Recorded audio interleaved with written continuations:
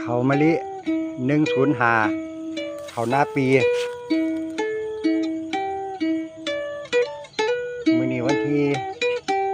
8ตุลา2568อันนี้เขาวันหลังสงกรานต์นิดหน่อยเป็นเขาหน้าปีออกม่วงแม่นมด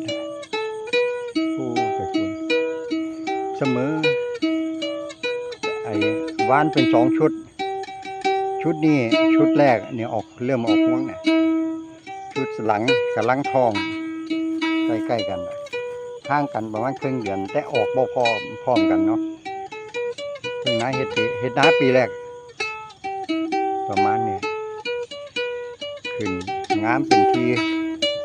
เขาคนเฮ็ดปีแรกเขาก็พอใจว่ามันงามเนี่ยไปเบิ่งของคนอื่นก็งามคือกันสิล่ะครับบ่ต่างกันเขาก็ถือว่าเขาบ่ด้อยกว่าเขาล่ะ